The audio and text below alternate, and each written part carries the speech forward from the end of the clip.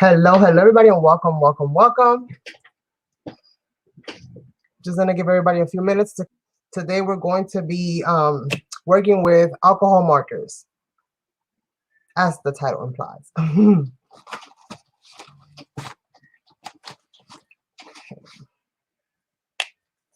Just skip this so that I can actually see what I'm doing. Hello, Ada. How are you, love? So you guys, today we're going to be working with alcohol markers. This is actually something that has been requested of me several times, and I have yet to do it. And the other day, while joining Decorate Your Life for her live, she very nicely reminded me. So I figured, let me not hold you guys up. And since right now I'm taking a little bit of a break, if you will, I'm just relaxing and hanging out with you guys for a little bit. I figured, hi, Sandy. I was just saying that you so pleasantly reminded me that I still hadn't done the video. So we're going to be working on that today. So basically, I have a little bit of a color chart here that I've already done because I've used these markers a little bit already. I left a link for you guys in the description area. If you have expensive markers and you are not really good with coloring yet, but you want to practice, I would definitely recommend these. These are called Caliart, okay, and they are dual, and they have a chiseled nib and a brush nib. Maybe this is not the best color to show you guys. Let me get the black. And let me get this white paper here, so hopefully it picks up well in the background. So we have the brush nib on one end, and then we have a chiseled nib on the other, and it's 51 pieces. You also get a colorless blender with it, so that's why it's 51. And it comes in this really cool storage, like most of them do. And you can find this on Amazon. And right now with everything going on, the delivery might not be so fast, but there were, I believe, $41 for all of them. And you get a pretty nice array of colors. You definitely get at least three or more per shade. So it gives you a nice variety, and you get light tone, mid tones, and you get darker tones as well, which definitely helps when you're working with alcohol markers. So what I've done is I've gone ahead and stamped some images because I figured you guys might want to see a little bit of everything. So I stamped out a little small one. This is a magnolia stamp right here. And then this is another magnolia stamp. This is a little bit larger. The face is a little bit larger than this one. And then I also pulled out some organics.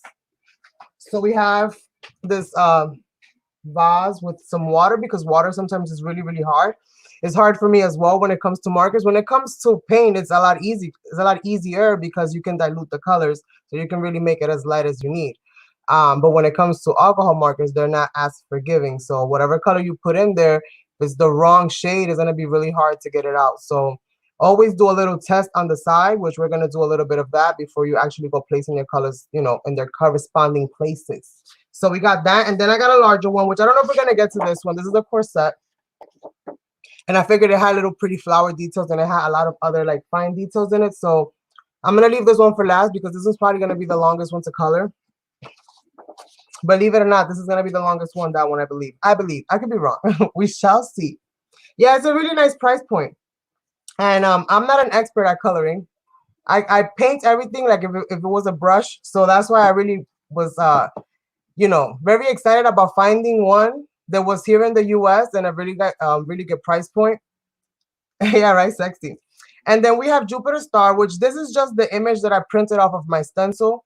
So I figured this was a nice, big size so that you guys can really see like where certain shades go, like the darker tones and stuff like that. And if we get a chance, because I don't want to be here forever, I still have quite a bit of work to do. I'm going to be using one of my face stencils. Just pop the little bits out. This is hot off the presses. And basically on a larger scale, just to kind of show you where you would put, the dark tones, the light tones, so on and so forth.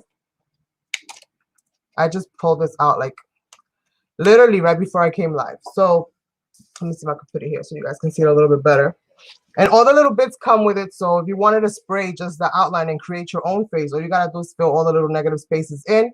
And I send it to you with a sticky paper. So it comes like this. And then you just have to pull your pieces out, you know, and put them back. Or if you don't like it like that, then you can transfer it where however you store your stencils. I just figured it would be easy to like keep some parts, because I know sometimes for me, I wish that I had certain spaces like filled in so that I could like avoid those areas. And sometimes the stencils that I get don't always have that. So I thought it would be cool to include that for you guys as well. And you can find those things at happydaycrafts.com. Because who better than yourself to give yourself a plug? So it comes with instructions, the markers, it comes with the warranty and all of that good stuff. And like I said, they're really decent markers. So we're going to be working with that. I figured that the first thing I'm going to start with is Jupiter Star, because that's the title. So we can get into some of the blending and things of that nature. I'm going to go ahead and get myself. Now, before I begin, I'm going to talk a little bit about the paper. Not all paper is going to absorb the alcohol the same, okay? If you're going to be doing like heavy, you know, alcohol marker type of thing, either get marker paper, or the next best thing is like Nina White cardstock paper. You can find that on Amazon, on eBay, and a lot of different places as well. And this is really good for like stamping and like, you know, mixed media. Even if you gesso the paper, it'll hold well too. So that's just a little bit of a tip. If you're going to stamp out your images, then make sure you stamp it on good cardstock, because that's going to make a difference with how well your colors are going to blend. Now, all paper is going to allow the alcohol to blend and penetrate, you know, how it's supposed to. So test it first, like test your paper, like run a couple lines in a little corner, or, you know, find a little scrap piece and just test your paper first and see how the colors blend on that specific paper before you proceed to invest all that time and color into a project. And okay, let's get this started. So I got myself a little bit of a paper here just to in case I need to test out some color schemes and see more or less what I like. You don't always have to do that. Also, it's very good to have your, you know, create yourself a little bit of a chart, you know, swatch out all your colors. You can do this yourself. You don't need to get nothing fancy to do that. And you can do them in any style. You can make little hearts, little stars. You can stamp out, you know, little shapes and color them in the specific color, however you like to do it. Whatever tickles your fancy. And basically, you know, that way you can see the tones, especially after they've dried, because the markers are going to look one way when they're wet, then they're going to look a different way when they're dry. Now, I didn't do any blending on this because I didn't want to, you know, take all the time. Plus, I like to experiment with colors, as you guys know. So I like to take that adventure. Sometimes it works and sometimes it doesn't. We'll see. It's been a while for me with alcohol markers. I haven't colored in quite some time. So bear with me, because I'm like crash coursing it all over again. And hopefully something's stuck in the back of my mind. So this I printed out. And because I printed it out and I wasn't too sure about the ink, you know, and how it was going to bleed out once the alcohol affected it, I'm still not 100% sure. I did kind of go over it with a Faber-Castell India ink, because that's not going to be interrupted. That's not going to cause any effects on the paper. So I just kind of went over everything in black again. So we're going to get some skin tones, and I'm going to look at my chart here, and I'm going to see what my skin tones are. Now, generally, you want to get yourself, you know, a dark, mid, and a light in any range that you like, depending on the tones that you're trying to go for. So I'm going to get my salmon pink, which is 701. And these markers do have, whatchamacallit, they have their name and they have their color too. There's a color on here. So you know exactly what you're using. So it says salmon pink on the side, and it's very Copic-like. So it's very close to Copic, and you know how they keep the information and, you know, all the corresponding information.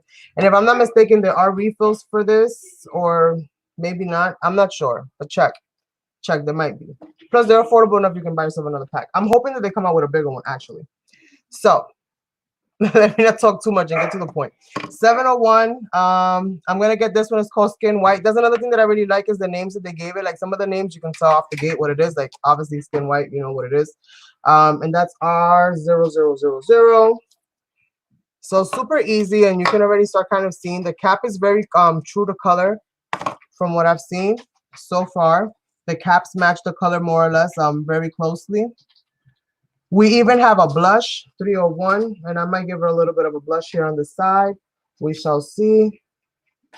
301, where are you? The only thing that I don't really necessarily like, I mean, I understand why they did it, but like, if you think of R something, you don't think of a purple cap. That should be purple something or violet something.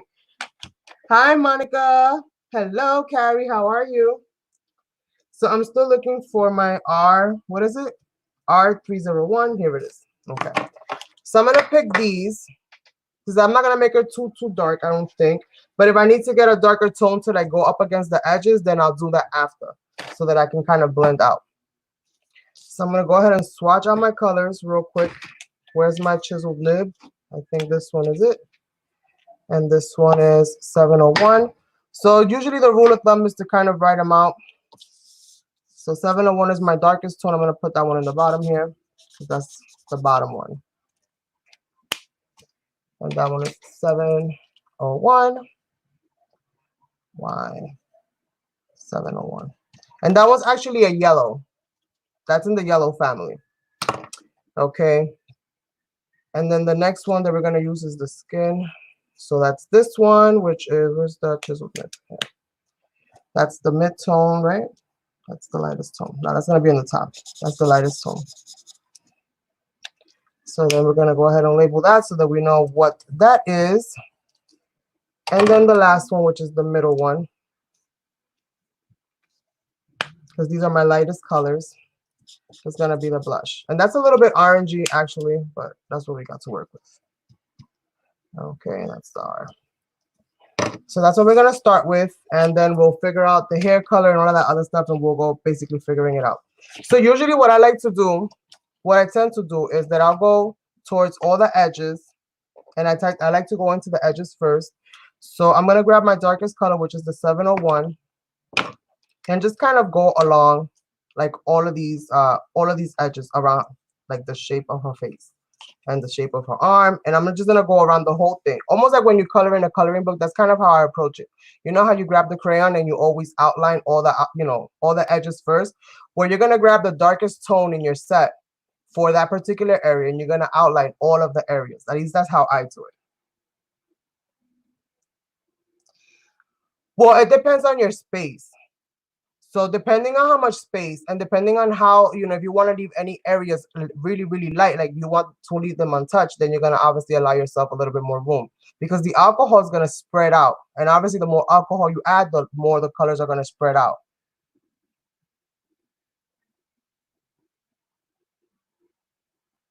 You mean how far apart in hues they should be?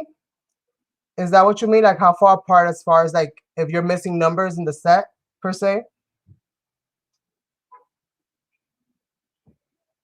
Well, as long as they kind of like you can more or less distinguish whether you're gonna need all three colors. You don't have to always use all three colors.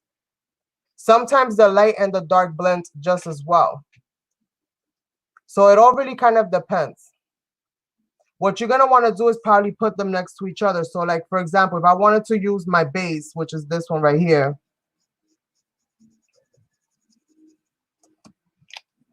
and then I wanted to kind of blend that out a little bit with the lightest shade, then I'm going to go into that dark, and then I'm just going to kind of going into that dark, then blending it out.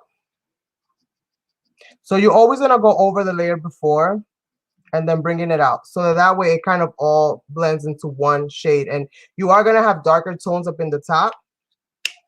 And then let's say I wanted to add a darker tone. What is this? What number is this? Y543. Let me see how dark this Y543 is. Because it looks like it would go well. This is in the yellow.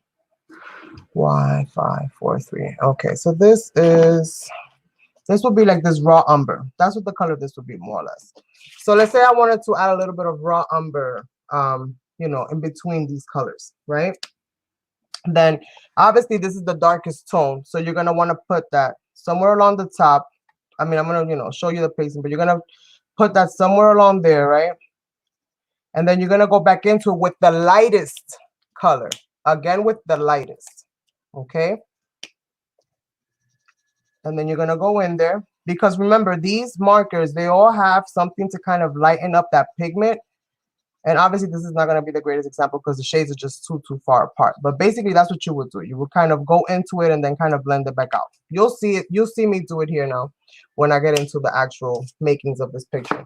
That was not the best color to use.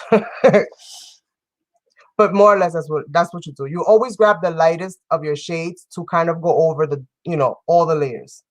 And you always kind of go back into that. So it's always, that's why it kind of bleeds a lot through the other side of your paper, because you're putting in so many layers that it's going to bleed through the other side, which is why it's important that, you know, if you don't have nothing that you care about on the other side, that's number one. Number two, that you're aware that whatever's under it, because it might leak, you know, it might leak through.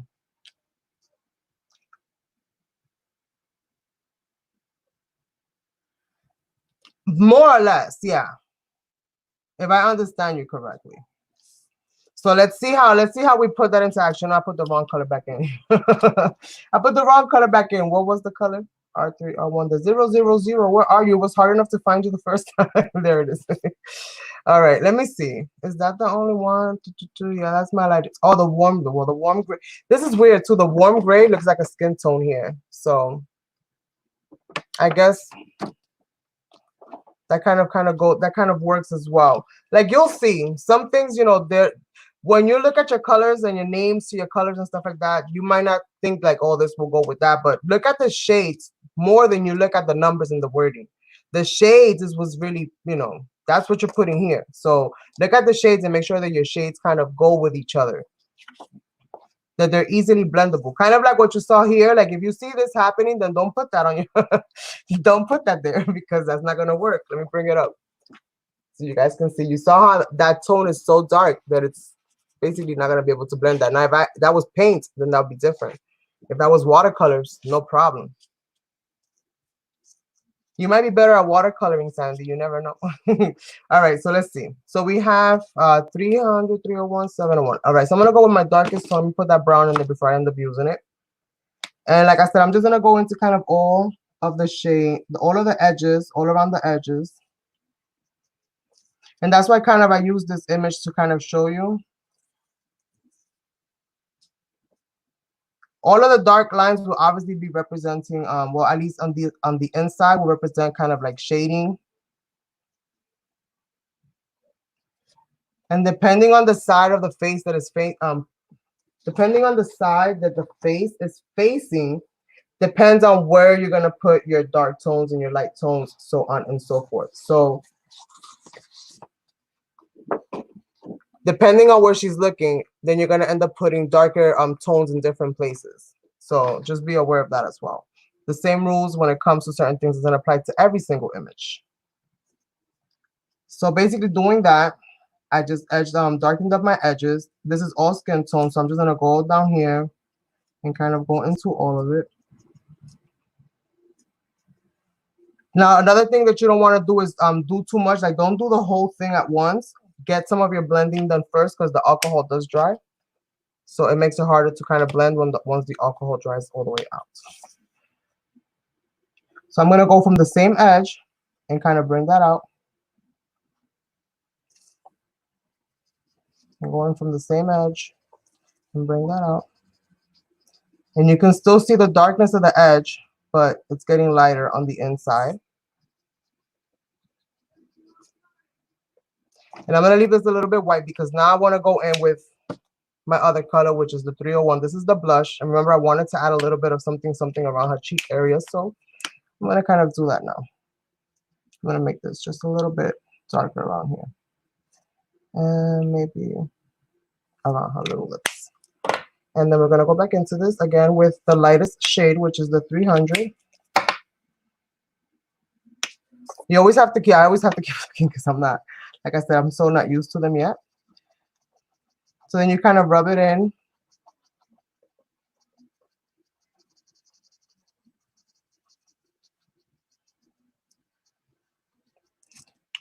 And then depending on what more you need, you go back in. You darken it up. Right. Again, just the edges. And this is what I call edges, is the outline. For all the people wondering, what the heck is she talking about when she says edges? So you'll notice that it kind of starts to blend in, and you'll see that shadow.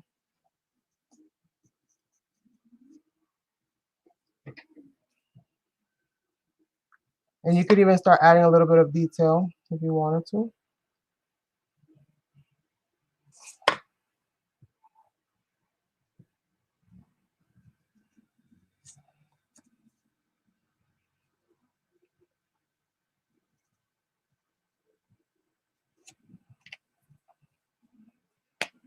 And basically you just keep you keep both of the markers that you're going to mainly be working on. You keep them in your hand. Now, some people work from lightest to dark. It really doesn't matter which way you kind of do it because the order is still going to be the same. You still have to put the darkest shadows towards the edge and the lightest towards the middle, on the centers and certain little like hot spots. And then if you want certain things to be lighter than with your colorless blender, then you can go ahead and, tap those little points in. And this is just kind of like a very easy way of doing it. If you're just basically doing it for like hobby, like I said, I'm not a professional. There are plenty of those here. So let's see, this is the 701. And then I just kind of go into it again, add that shadow. And if that's not enough shadow for me, then what I would like to do, what I would normally do is grab the lightest gray that is an actual gray, which that would be my cool gray CG000. Because you don't want to go too dark unless you really have to. So I'm going to go ahead and grab that gray. Now we're in a different color family, basically.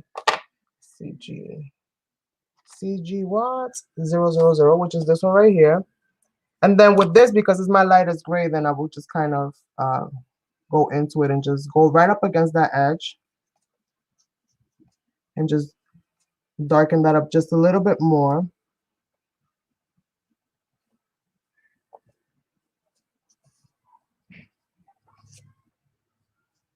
If that is something that I, wanted. If I wanted to have like a darker or more shaded kind of area.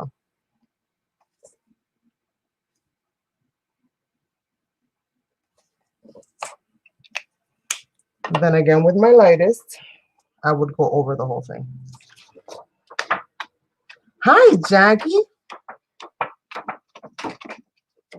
How you doing, love?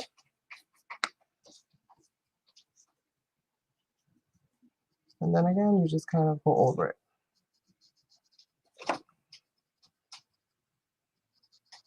So it's a lot of layers, you guys. It's not like 1, 2, 3. I mean, you can if you're doing like really, really simple things.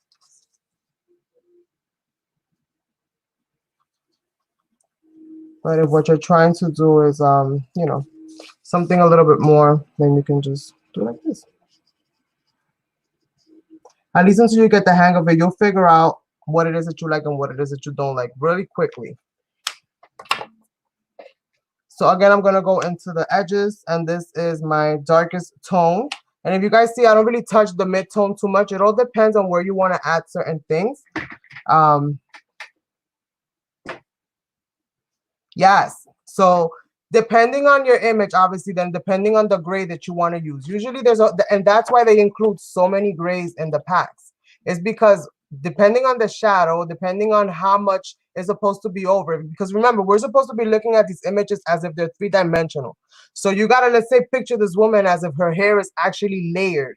So you would see, okay, where would the shadow be if her hair was actually layered? And you could actually look at your own hair, toss your hair around and see like where certain shadows fall.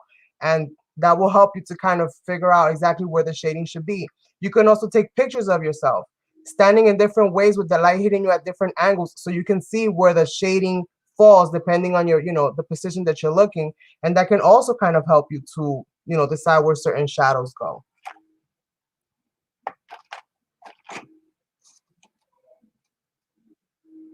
I practice, girl.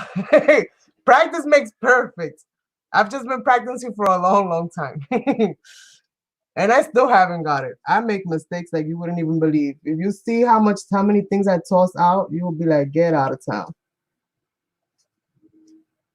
This is just the simplest way for me. Like, I try to simplify things in my mind because it makes it easier for me to kind of navigate through the instructions. So I look at this like how I'm coloring with crayons. When I was a child, I colored all the outlines first, and then I did the light shading. And then you always use two colors. You always use the crayon in two ways. You use the hard and then you use the soft. You use the hard to get the edges out so that your edges are nice and crisp, and then you use the soft so you can get a nice soft pastel-y almost kind of shading in the inside, and that always makes your drawings always pop out. So you basically apply the same kind of thing here. You always want to catch those edges around all those lines, and make those areas around there always the darkest so that they pop out.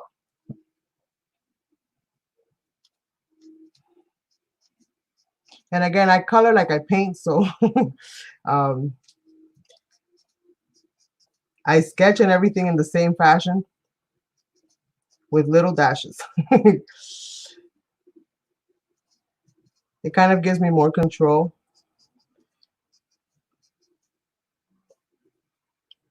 And again, you want to kind of go over, kind of everything.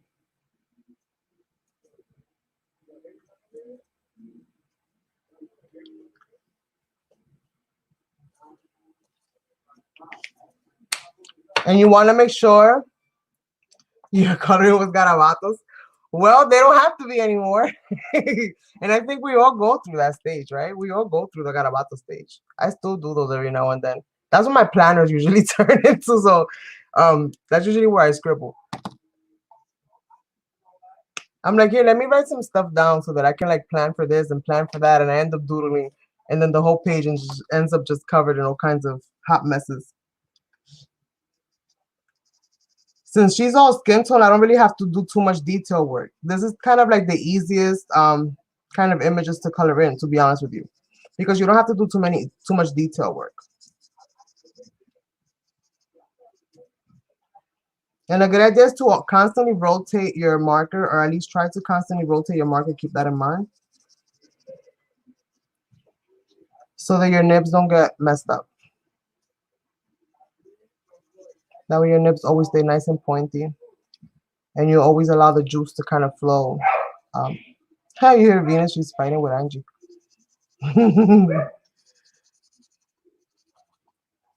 I swear that dog is 2 seconds away from having a full sentence coming out of her mouth.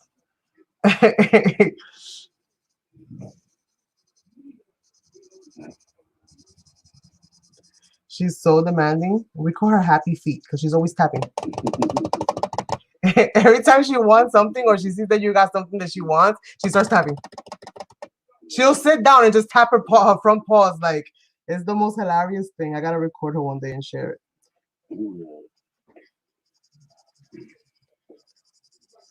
For the most part, the alcohol tends to blend into each other. So stroke-wise, you won't get that many strokes. Again, this is not like a high-end set of markers. So it's not going to perform, obviously, to the quality of, let's say, Copics. However, for practicing purposes, to learn how to shade, do things like that, this is perfect. This is perfect because you have the flexibility of the nib and then you have the pointiness of it. So you can get into really small spaces and still kind of get the same detail. All right, so this is about done. Oh, wait, not that side. I forgot the little cheek on the side. I forgot the little cheek on the side. Okay, let's see. And the caps have an anti-roll thing, so when you put your cap down, it doesn't roll past that, which is pretty cool. I hate having to chase caps around.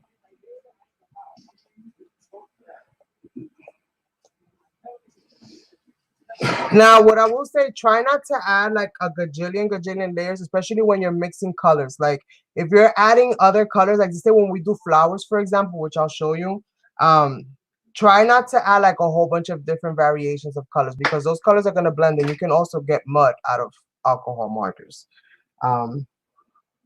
So always try to keep your color palette very simplistic so that you don't have to, overlay so many different tones and so many different colors. I have them, but I don't have the chiseled. I have the regular ones. I have these. This is the ones that I have. And I'm gonna be honest with you. I'm I'm not gonna say that the quality is bad on them. I think that the quality is actually pretty good. But I had to throw a whole bunch of them out because in less than a year they got bad on me. So I don't know what the heck was that about. Like little stuff started growing on the nibs and I had to throw them all out. So I only have browns and blues right now, I think, left over, and I don't even have all of those.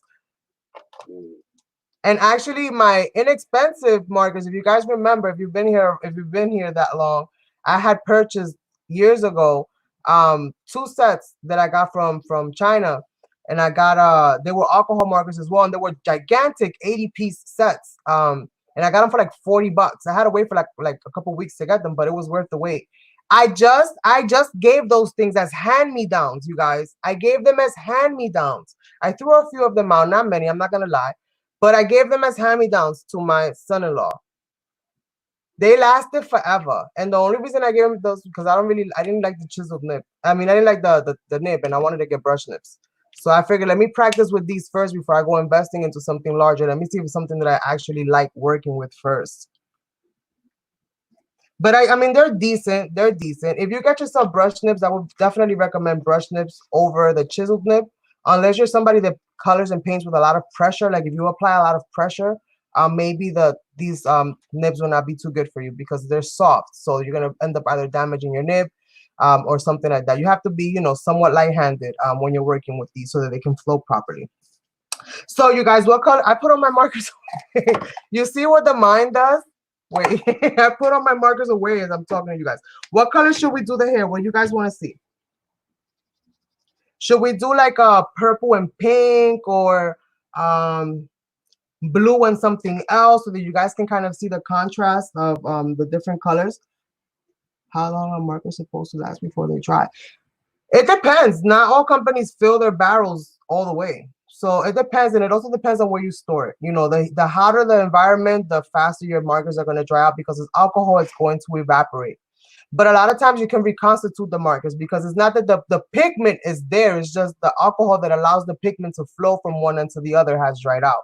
So sometimes you can reconstitute them with, like, you know, Copics. I don't sell certain things that you can reconstitute the markers with. So something like that would actually work even for your generics. If you could buy generics and color match them to, you know, Copics, then you might have something that, you know, you can keep working with. But it might just be cheaper to get them. I know. When I heard that, my mouth hit the floor. That's why I was like, I gotta get this video. My friend needs to use her markers. Hi, Tanya. How are you, love? I was like, I gotta do this video. She needs to use her markers. She needs to experience the joy of seeing the beautiful image as the result and be totally satisfied with it. You know what's good to practice too, Sandy? You can do circles. If you do circles, like draw a whole bunch of circles, you can practice going around the edges and blending the mid-tone and blending the light tone and then, you know, coloring the whole thing. So you can make yourself like nice, you know, nice size circles and just kind of like practice the blending into, you know, one color into the next color. And you can do that for all of the color families and see which color patterns are your favorite, because some color palettes are not going to be, you know, as provoking as the others.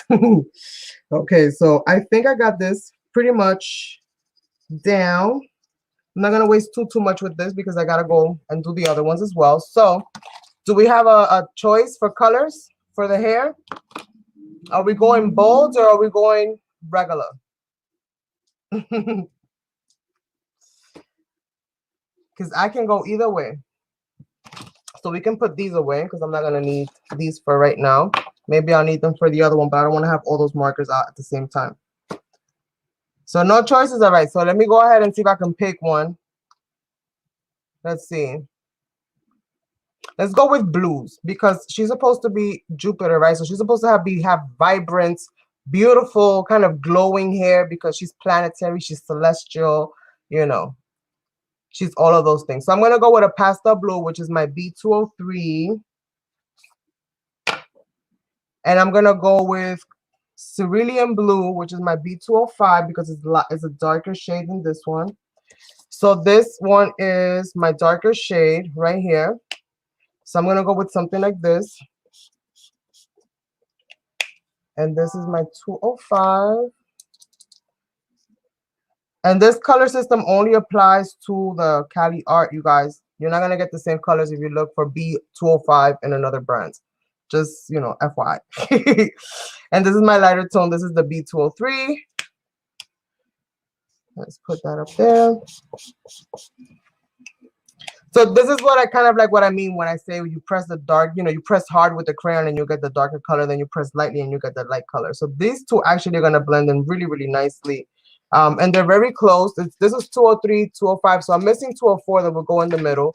But these are really close, you know, these are really close in number family. So it shouldn't be too, it should actually work really, really nicely. The closer in color, the closer in number they are, the better they're going to blend.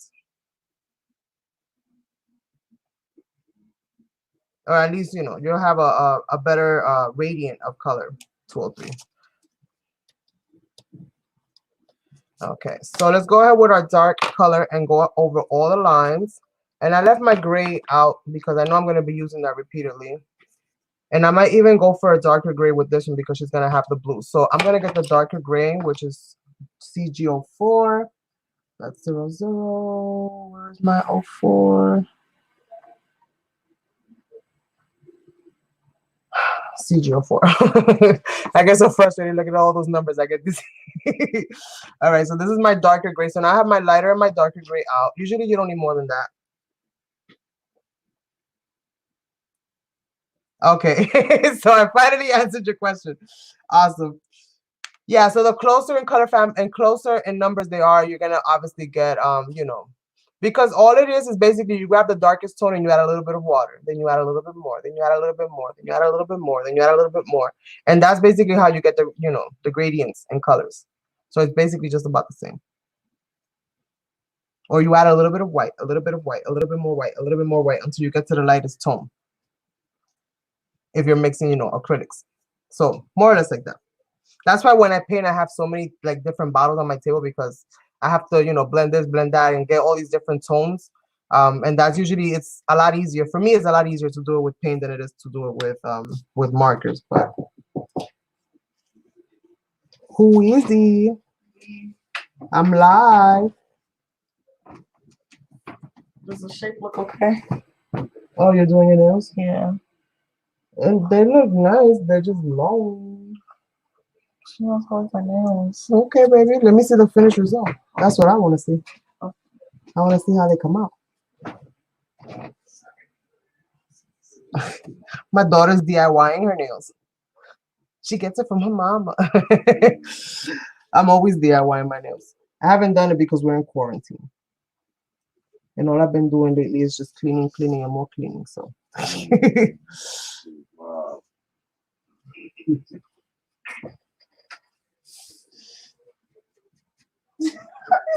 Yes, right. And this I have this stencil form which you can totally trace out. The stencil is nice and thick. Oh, let me show you guys my new stencil material real quick, since I have you here.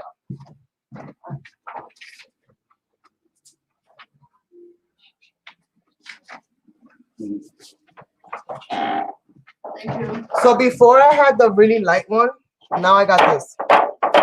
So this is gonna be a really nice thick stencil, you guys. This is gonna come out really, really awesome. They've been coming out really awesome. I've got a few orders done already.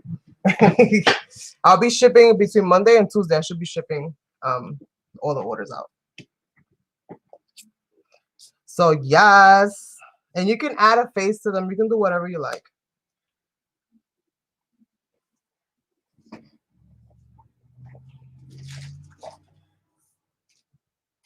That's why if you notice in images that are colored, like let's see this section right here, the ends will always be the darkest because that's, you know, you don't really have much room. So when you end up highlighting that dark area, you know, that whole outline, you're gonna end up, you know, having the darkest ends right at the top and the bottom.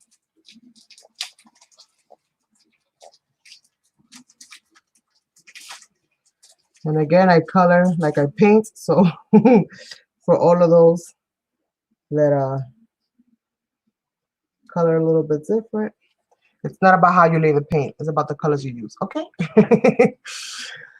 All right, so let's keep this going. I think she's gonna look so pretty. And I might just actually use her in an art journal page on another video. So let's see. I'm gonna start doing those types of things while creating projects and art journal pages and just all types of things with some of my products so that you guys can see little demos here and there of how I use them and hopefully find yourself inspired and motivated to go visit.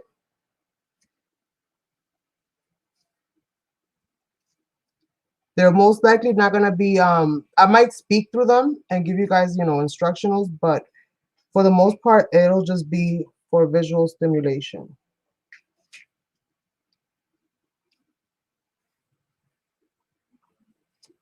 And you just want a little bit of that blue color to show. That's actually open air there, so I don't need to put anything there. You can color it in if you like, but I'm gonna leave it like open air, like her air is just that. And you might not have enough room in some areas. The lines on this is really thick because this is for a stencil, so this would not normally be your line situation. I used this image because it was big, and that way I can kind of show you, you know, sectional type of thing. But yeah, you just basically want to hit all the edges. And remember, this is all going to blend together, so it doesn't matter how much of that blue is really on there. As long as some of it's on there, it's going to pull into each other. And that's why I went over everything with the India ink first, because I wanted to make sure that it wasn't going to start messing up that printer ink.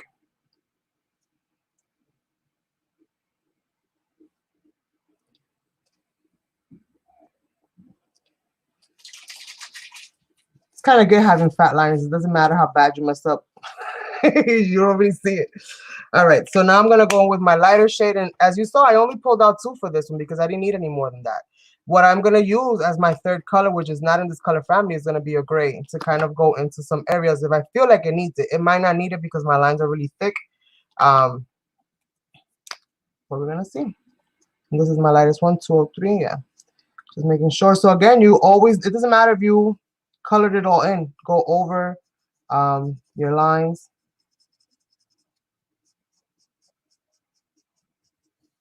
I'm gonna throw a different color in there. I'm gonna throw a little yellow in there just to kind of spruce it up a little bit, to kind of give it a little shock.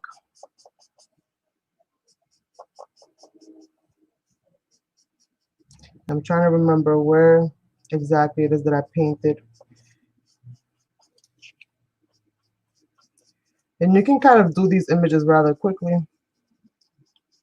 It all depends on how deep, you know, color-wise you want to go.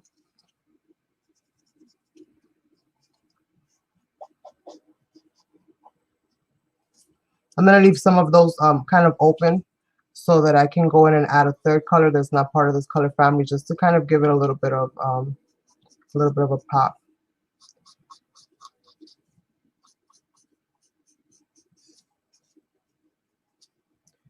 And I'm going here.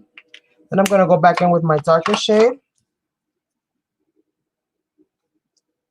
So you see how kind of like how that is looking? Hopefully you can see that there's like a color shift that's happening here. So again, I'm going to go into all of my little dark areas here. And especially like the tips of my, you know, especially like the tips, wherever there's like a little bit of, you know, wherever there's black lines, I'm going to add this. That's basically what I'm trying to say. Wherever there's black lines, I'm going to add this. I have to get better at explaining. This is why I don't do many tutorials, you guys. I'm more of a, I can show you better than I can tell you type of person. Yes, right. And it starts, you can kind of start seeing it. And as you can see, it's not, you don't have to use that much. You don't really have to use that much. That really just depends. Bless you, babe. That really just kind of depends. And you want to go ahead and, like I said, add it wherever you have the beginning sections. You want to always add it there. So always at the beginning and at the end. Where you have certain places that kind of cross off of each other, you definitely want to make sure that you add that dark area there, because that kind of lends to the whole idea of there being a shadow there. And then you want to go back into it with your light tone again, and then just kind of bring that out just a little bit more. If that's still too light for you, then that's when you go in with the gray.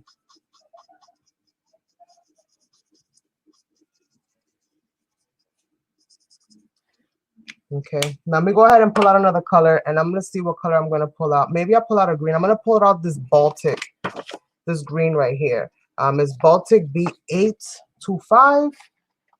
I'm going all the way across to the other side. I'm gonna go in with a green. I was gonna add a yellow, but I'm gonna add a green because green is my favorite color. So I'm gonna go with a little bit of this green, and maybe I need another light green just in case, or maybe not. I don't think I'm gonna need another light green, because that turquoise is just about as dark as that one. So I'm just gonna go in with a little bit of this light green, and I'm gonna go in from the tip and kind of just go in like that. And while that's still wet, I'm gonna go in with the light blue. While that's still wet, and I'm just gonna drag that color out as much as I can. Then I'm gonna go with the dark blue right back into the tips.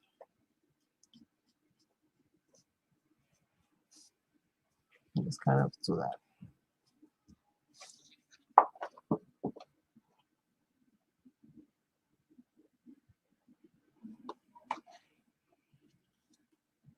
And I'm gonna do that to all of them. So again, I'm gonna go with this green. This is Baltic. The color is Baltic. It doesn't say anything else but that. And I'm gonna go from the very bottom, just a little bit up. And you know, this is what's good about this. You can kind of stroke it out so it's kind of uneven, which is how shine really presents itself in naturality. It's not really a specific shape. It's kind of like spread out. It's almost like when you throw water on the floor. So just picture, you know, picture something like that. I don't know. My mind is a little bit all over the place, so that might not help you. I'm just gonna do that for all of these and bring them up. And then real quickly, while this is still kind of wet, that's why you don't do too much at a time. While this is kind of wet, I'm just gonna kind of go over all of this and just blend this out as much as I can.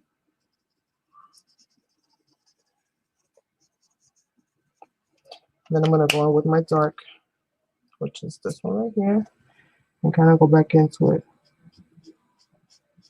a little bit. And let's add that blue back in there. You see? Something like that.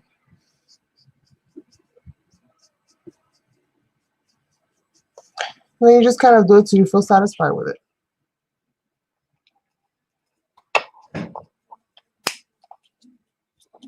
Right? Yay! I'm so excited, you guys. Oh my God. It's a lot of things happening. In the midst of so much other stuff happening, there's still some good things happening, which is awesome.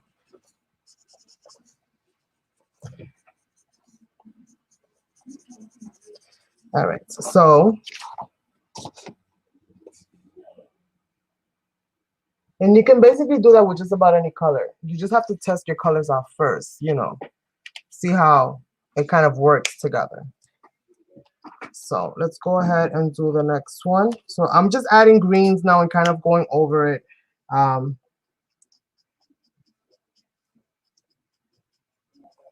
that all the way there.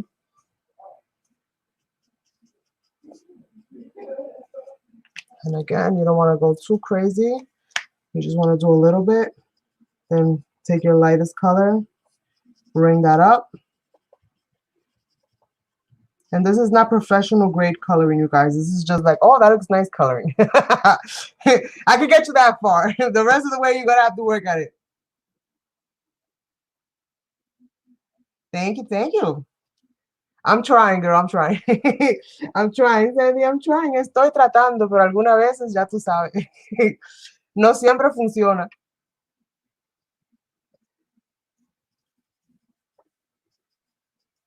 All right. So we got that. Let's go ahead and add a little bit more blue to the bottom again, just so that, again, it's still one cohesive piece. That blue will basically still blend itself out really, really nicely. And we're almost done with this. We have to figure out what we're going to do with our stars. So with our stars, I think I'll go with like the regular yellows and stuff like that and oranges, so you guys can see that, since, you know, we have sunflowers and a whole bunch of other stuff.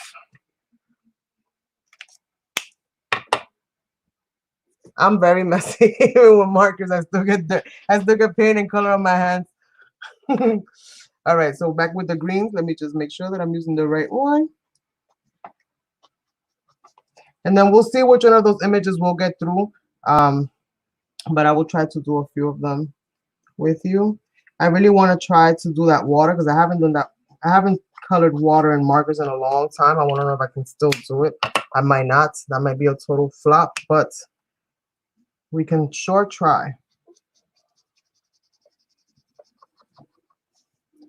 Who knows? We might even learn something new. I might even learn something new. Sometimes you have to reteach yourself certain things. All right, so we're gonna go into that. And again, just adding some of that blue black in there. Just kind of adding that back in there. And there we go. So you can still kind of see the green. Some of the other colors are still kind of showing themselves through. And I hope to be able to bring you guys digital stuff like this that I've drawn, you know, from the collections and stuff. So if you guys want to do art journaling and things like that, you can also print them and use them. But you know, I'm gonna work on the stuff, the designs first, and then after I'm done with design work, then on my break times I'll do digital stuff for you guys to color in if you wish. And this one I'm gonna bring it a little bit higher so that she has a little bit of a contrast and a break from all of those other colors there. So I brought that one actually all the way up, but I'm still gonna go over with all three of my colors just to blend the whole thing in. And having these thick lines really helps. Again, this is not about showing you how to stay within the lines. This is about showing you how to blend. So maybe if you make your lines thicker, that might help you to like not worry so much about going outside of the lines. So I know a lot of people worry about that.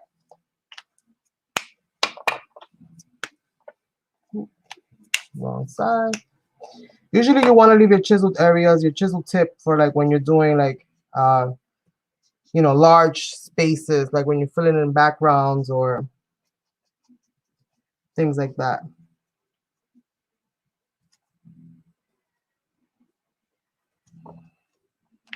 I like how that looks. I like it a lot. I really do. All right, so wait. Like I said, I don't use markers often. I keep forgetting and putting the stuff down. All right, so let's bring that up like this. And this image is just about done. I don't know how long it took me. 53 minutes, well, between the talking and all of that good stuff. Thank you, Ada. Thank you, Tanya. Thank you, thank you. Thank you kindly. All right, and then we're gonna go back into it again, obviously with the blue, and just add that in there.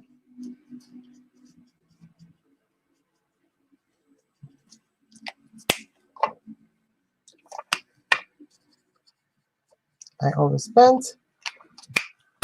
And then we're gonna give her a quick dry.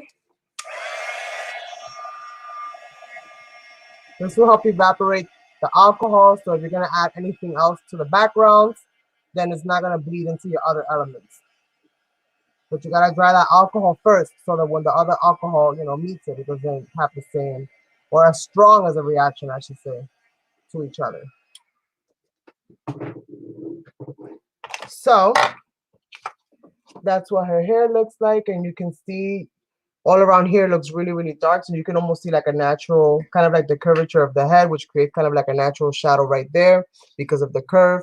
Obviously, around areas like this, you're always going to have, these are going to be your places where you're going to play with your shadows. There's always going to be around the face, especially like around the eyes, you know, around the nose. But we're going to do that in the other, using the other stencil.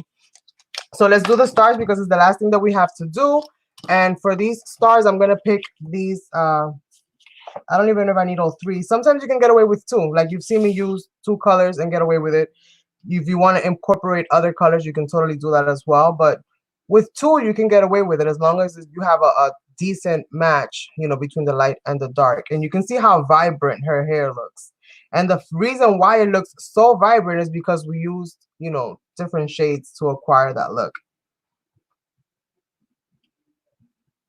You should. That's perfect practice. And if you have a printer, I mean, or a scanner, which I'm sure you do, stamp them, scan them, enlarge them, and work on those areas so that when you're working on a smaller version, muscle memory kicks in and you know exactly where certain things will go.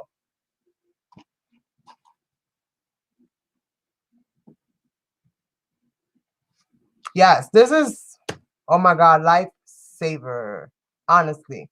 Because there's nothing worse than having to swatch out everything every single time. Like I did this for you guys, mostly. Normally I would just go off of here. But whenever you're in doubt, it's always good to have a piece of scrap paper so that you can see what the colors actually look like next to each other. Because sometimes the caps will say one thing and it'll say a number and you'll look at the caps and say, oh, this is lighter than this because look at the cap. And then when you put it down, the marker itself is actually darker than the cap or than the number or than the name implies. People, different mixes of you know, their pigments and stuff is going to yield different results. So always, you know, test them out first, check them out first. That's the number one thing I always recommend. So I'm going to use Y003 and this color is Canary Yellow and Lightning Yellow, which is, no, I'm going to use the lightest, which is Canary and Yellow, and I'm going to use the darkest in this one, which I can actually go darker. I can use this Marigold and then this Sunflower if I wanted to. But I'm going to keep it here with the Canary Yellow and the Sunflower, which is number 216. And you always want to keep your markers laying flat, you guys. It's best if you lay them flat because then all the color doesn't go to one end and then dry out the other. When those nibs get dry on one end, the nibs can get messed up, and sometimes they won't retake the you know, the ink back into them. So leave them flat, and that way the, you know, the ink flow will stay neutral, it'll stay balanced in the center, and that way you don't damage your nibs. They both have equal amount of moisture on both ends. So we're gonna go with, this is number 216. This is the Canary Yellow. So I'm gonna put this one in the bottom. This is my dark tone. And we'll see how I like it with this one. And do I like it? No, I don't. I don't actually. I think I'm gonna go with this one, and I am gonna test out the 416 and see if I like that one better.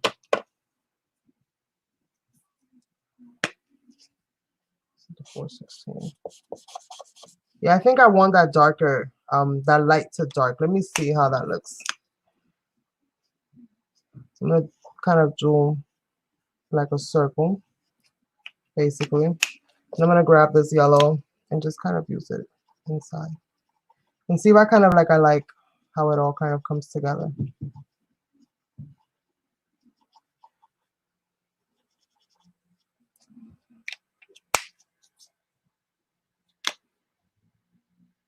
It almost looks like a brown, but it looks more like a gold when you have it kind of close up.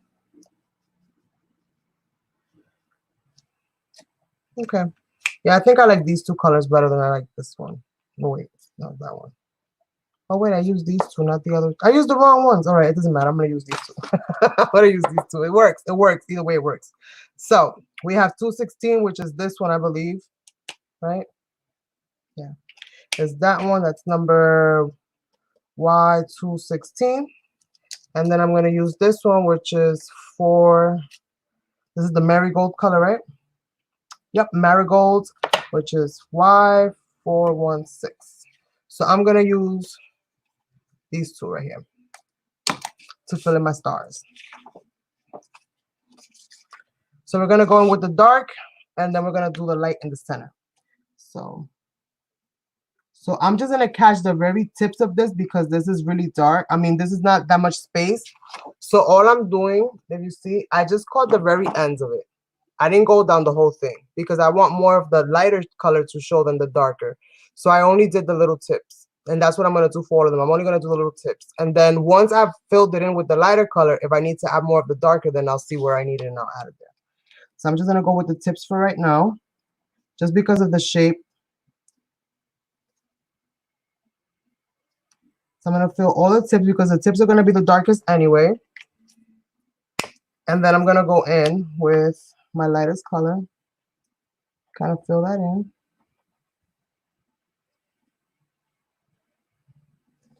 I'm going to do the same thing for all of them.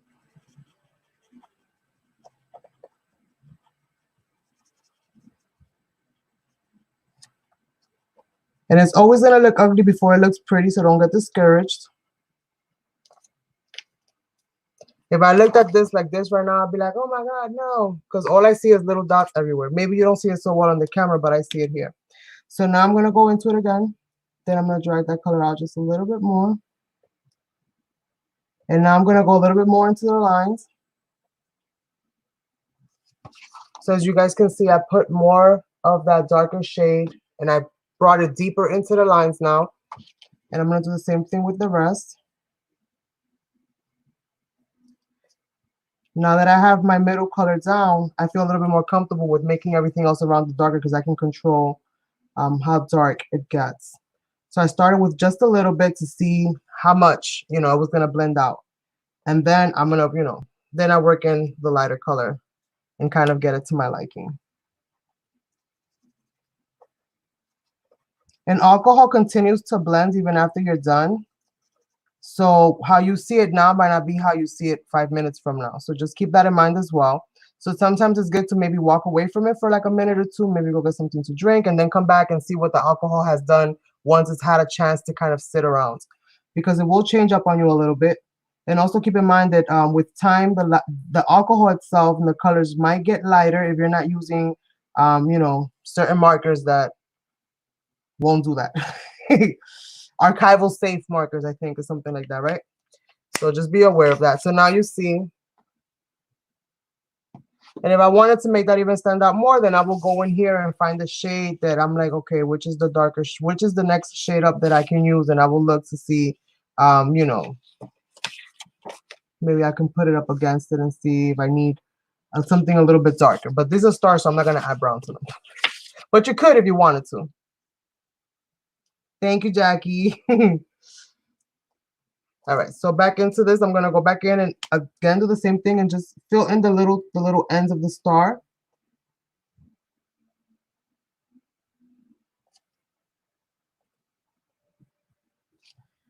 And then I'm going to go in it and fill the whole thing in with my lighter shade. I'm going into those corners that I applied my darker shade in. I'm going to do the same thing. You don't want to press too hard onto the paper. You kind of want to let it kind of glide over it, but you do kind of want to work it as you're letting it glide. So you kind of want to go in little circular, tiny little circular motions, so that you can kind of penetrate the fiber of the paper, and it allows the color to blend a little bit better.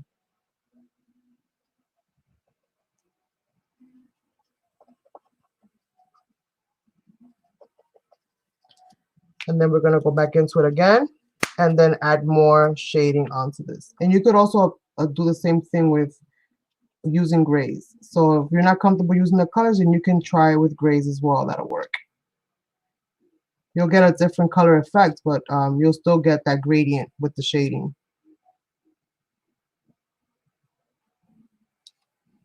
And then one more time. So you have to have patience. Don't rush your coloring. If you find yourself feeling like you're putting too many layers in, then walk away from it, allow it to dry, allow it to set, and then come back to it and see if you still need it.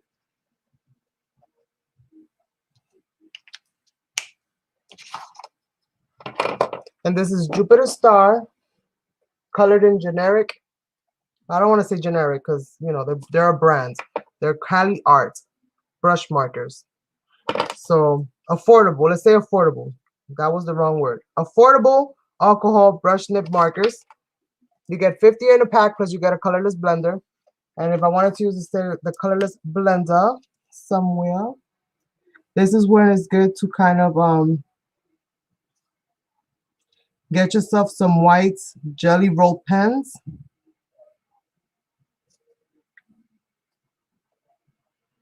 I'm just adding a little bit on each of the tips just to see what it does. And basically what it's supposed to do is just kind of lighten the colors in those areas. So you can see how it kind of opened up the space just a little bit. Let's go into the eye.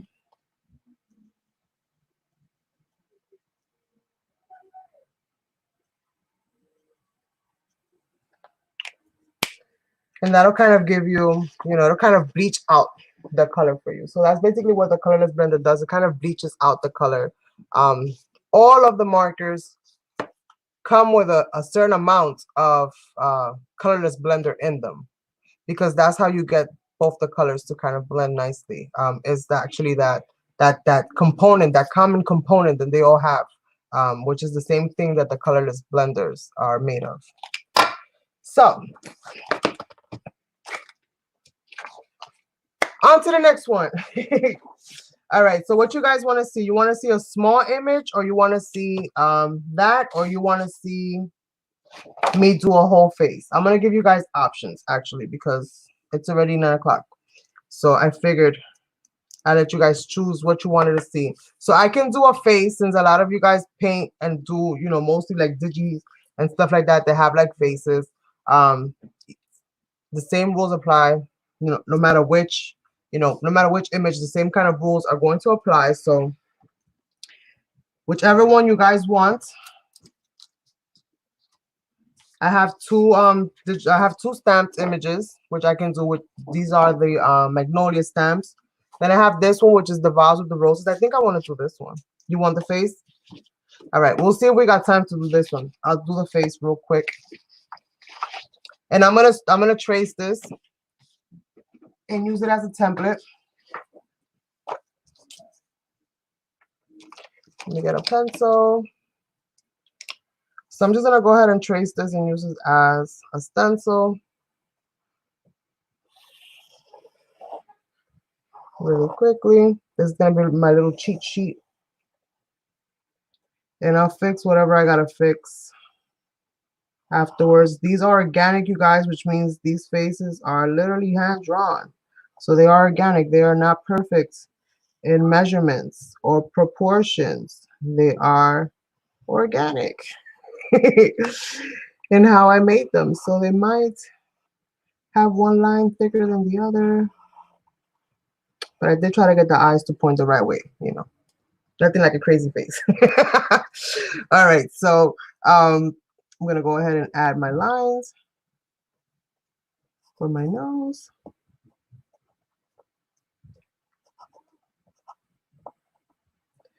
My pencil needs to be a little bit sharper. Let's see if this one will fit in there. Or maybe I gotta make that line just a little bit wider. All right, so we basically got a rough outline of a face. Yay! All right, so we basically have a rough outline of a face.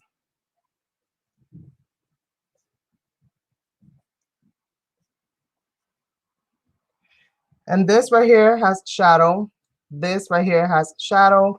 And basically, let's get into this part real quick. So let me go ahead and pull out.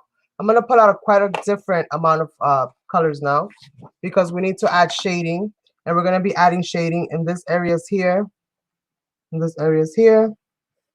We're going to be adding shading under here, around the nose, in the middle of the lip, and under the chin.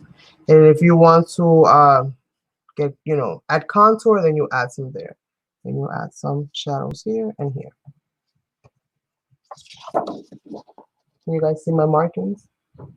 So everywhere that I place the mark, that's usually where shadows, those areas are where you have like you cast certain shadows because of the dimension of your face. It protrudes, right? It comes out. So anything that is three-dimensional is going to create shadows. Think of a pyramid, it's going to create shadows depending on which way the light is kind of hitting it. So it all depends, how you want to do your hair, what you want to do, then that depends on where you're going to lay your shadows. So let's see. So let me get some skin tones again. I don't have no skin tones here. Let me put these back. No, 701. Did I use 701? Yeah, that's my pink salmon. And I'm gonna leave that out, and I'm gonna leave the gray out just in case I need it. So I left both the grays out, and now I'm gonna go ahead and grab myself some colors. We're gonna go back with the same skin tone colors that I used before. So it was 701, R0000, and 301, and 301. And I think that's what I'm gonna use for right now. But I need a color that I can add around the edges. Maybe I'll go with this mauve 123, which is this really dark color here. I'm gonna see how I like it. Mauve R, that's an R, R123, R123. So let's see. Oh, here it is. All right, so we're gonna see how I like it. I picked it because if you look at the cap, it kind of looks like the kind of palette that you would buy at your local drugstore, right? With the tones. So I'm hoping that this will be a nice kind of dark tone for me. And then I have the two grays, the two light and dark grays. All right, so we're gonna start. I'm gonna start by laying the shadows in first. Again, I tend to work from the darkest to the lightest for the most part. You can do it either way. You're still gonna have to go back and forth in layers, so it doesn't really matter which way you want to go about it. That's just the truth, at least in my opinion. All right, so I'm gonna go with my lightest, which is my skin tone, which is the 0000. So I'm gonna put that lightest over there, and then I'm gonna grab my darkest, which is my 701. Okay, and I'm gonna start putting in all of my lines. So I'm gonna outline my face first with my darkest tone. I have a line here, so I know that I want that to be a little bit darker there. So I'm just gonna push that in a little bit. I put a line there. And I'm gonna leave my lines in because this is just for demonstration purposes. So that way you guys can kind of see. And I didn't give her ears because she doesn't have to hear what we're saying about her. So we're just gonna use her like this, okay? So shadow here, where the eyelids will go, right? This is where the nose is. This is where I put shadow there and shadow here. This obviously now connects to this, right? And this is going to be the lightest of my shadow because the darkest shadow layer that I'm going to add is going to be this one over probably towards the end. So I'm just going to go ahead and, since I know that this is going to be shadow anyways, I'm going to grab my dark layer that I'm using and just kind of put that in there.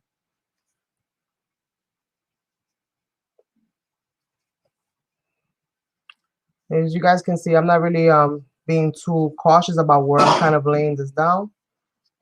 I just know that these are my shadow areas. So I'm going to go ahead and kind of add that in there. The nose. This is why I put the two lines there so that you guys know that that's shadow right there. And that's it. Let's see. Oh yeah, under the eyes, right? So now let's go in with our light color, which is this one, the R0000. And since I have so much space here, I'm gonna go in with the chiseled end because I got so much space to fill in. And this is where your chiseled nibs kind of come in handy. And again, you want to go into those areas. You want to go over them again. If I go over my eyebrows, I'm not going to worry too much about it because that's going to be a dark color anyway. And as you guys saw, I didn't do too much adjustment to the stencil itself. I didn't add the finer details because I can add those finer details afterwards. So I can just go in now and just color the whole thing in and then just add like the little lines, the little creases, whatever that is. I can add those things later with darker colors.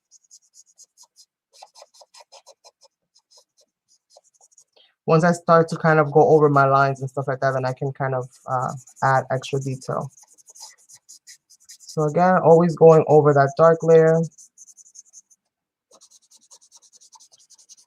The nose is a tricky one. This whole area here is supposed to be light. Okay, so I circled this so that I don't bring that color in there. Hopefully I'll be a good guide for myself and I won't bring it in there. Hopefully. But I am gonna bring it right about to right where that is. I'm gonna fill the whole nose in. I'm gonna turn this image around just because it's easier for me. I draw upside down a lot when I'm trying to get certain angles.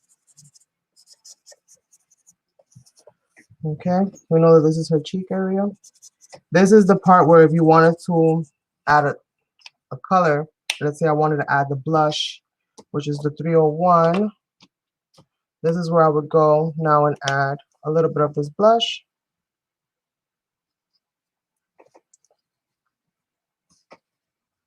And obviously you will color way better than I'm coloring. I'm kind of speeding this up a little bit, but you kind of get the gist, right? And again, I'm already having my my lowest color, so and I just kind of go over that, over the whole thing.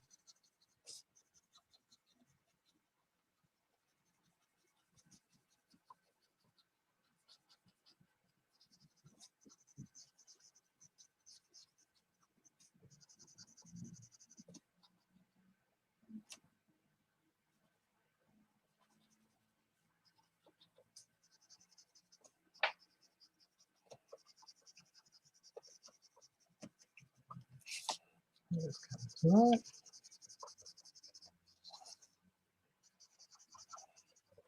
And it's perfectly okay to rotate your images, you guys. Perfectly okay.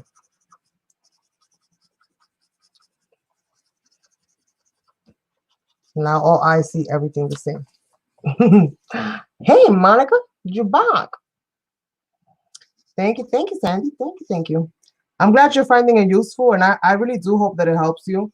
At least to maybe understand it a little bit better. So as you approach it from a scientific side, maybe that might help your brain kind of like click. Okay, this is how this goes. Because we don't all learn the same. Some people are visual, some people are audio. I'm very visual, so for me, if I see something, how something is done, then it's a little bit easier for me to capture it. But if you give me the instructions, sometimes it's not so easy, which is why I can't explain things worth a lick. Because that part of my brain is like off for some reason. I don't know. All right, so I'm gonna go ahead now. I have a little bit of shadow here, so I'm gonna grab this blush because I have this blush, and I'm gonna go into the nose because it's kind of dark. It's a little bit darker, right?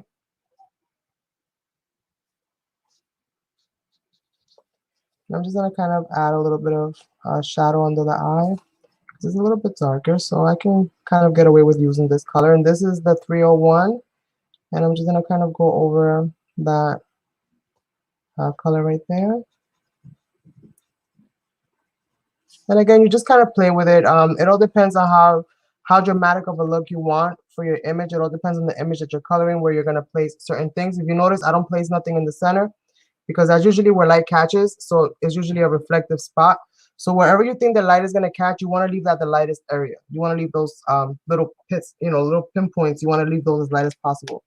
For her eyes, I'm going to go ahead and go with, and I still have more to do here, but I want to color in her eyes because she's looking spooky to me. So I'm going to give her life. And I'm going to color her eyes. So I'm going to use the cerulean blue. I love this color combination. This is the 205 and the 203. I love these two together. So I'm going to go ahead and give her that just so that she has color in her eyes because she's bugging me out. So let's go ahead and do that and give her some color. And I'm just going to go ahead and trace my lines again. And then I'm going to fill the whole thing in with the blue. We'll give her pupils in about a second. But let's get in all these details first.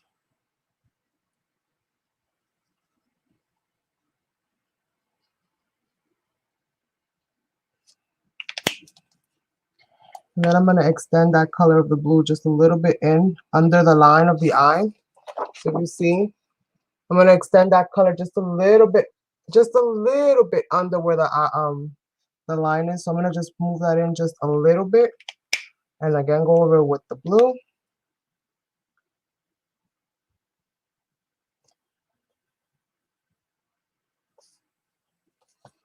Okay.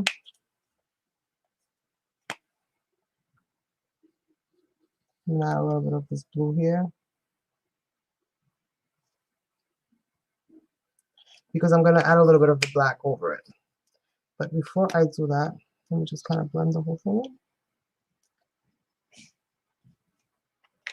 And let's get black and give her some pupils. Now let me see how I do this because I need her to like look at me. So let's see.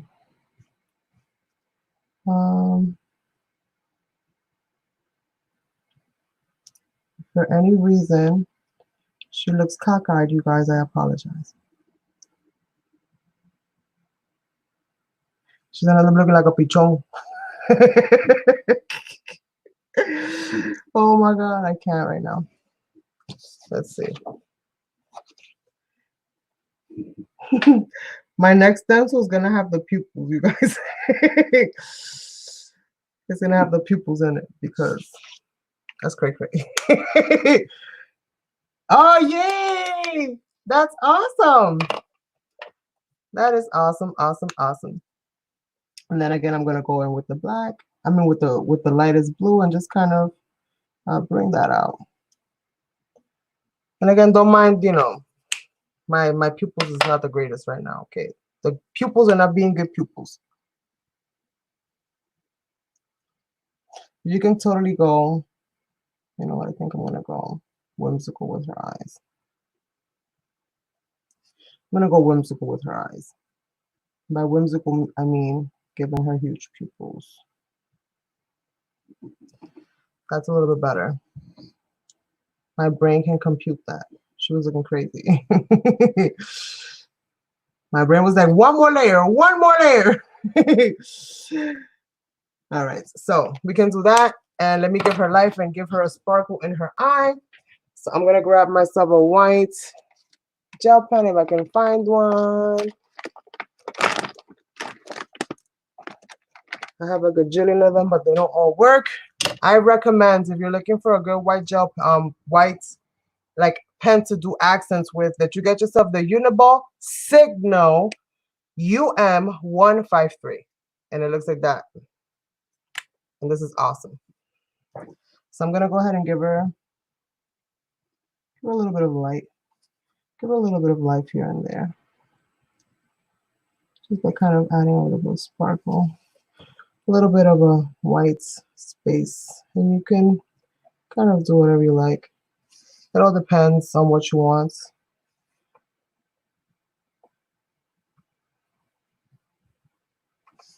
It all depends on what you want, you guys. You can just kind of trail it along. Just kind of trail it along a little bit. You guys can see that. You don't even need a lot. Just the smallest little hint goes a really long way. I'm gonna color do the lines for her eyes. I'm just gonna go ahead and outline this because I need her eyes to look human, you guys. They can't. I have a thing with eyes. I always say that. Eyes to me are like so important when it comes to the face aspect of it all, that I always need to like make sure that my eyes is like, I don't know, something.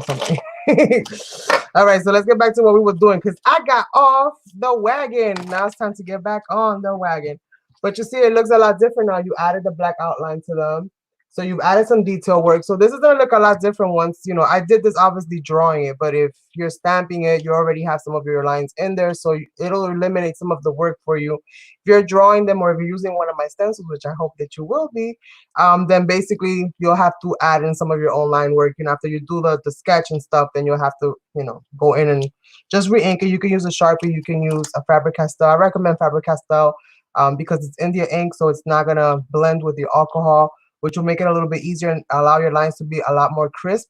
Just like when you use your stamps, use StazOn or something like that, because the other ones, they're not going to work well. For me, the other one, this brand here, the Ranger one, for me with alcohol markers doesn't work well.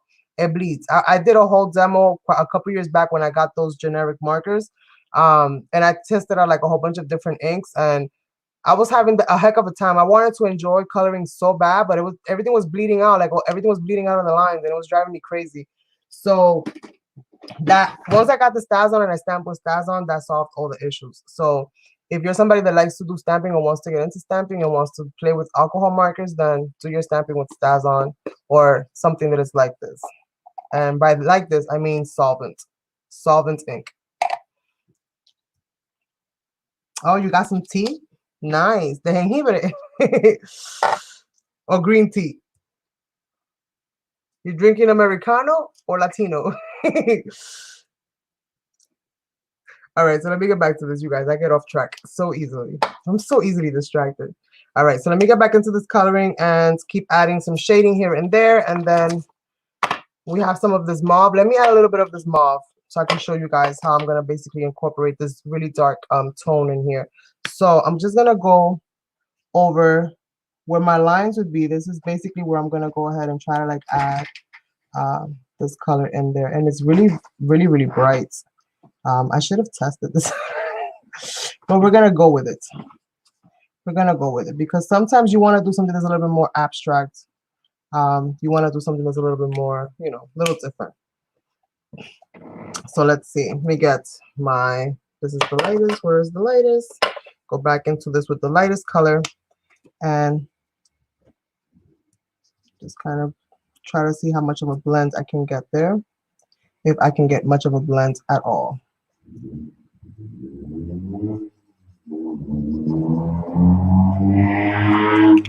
You'll notice that your color is going to get lighter. This is my blush. You'll notice that your colors is going to get lighter when you blend out certain dark tones. Like this tone is like so far off to the left. Then when you start blending it with the same light color, you're going to notice that it's going to like bleach out. That's kind of like what it looks like if it's bleaching out. But it all kind of works in the grand scheme of it all, right? It all kind of works. So a little bit of shadow here and a little bit of shadow there goes a long way to giving your project life, basically.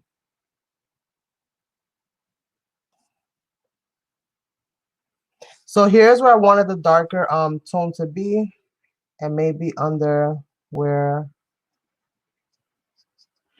her eyebrow is going to be, or where her eyebrow is. So I'm gonna go back into this with the lightest again and kind of blend that out. And basically you start seeing how you kind of start adding layers and you start kind of building up those layers. Sometimes you'll think, oh, that doesn't really work, but in the grand scheme of it all, it's perfect. It's exactly what you needed.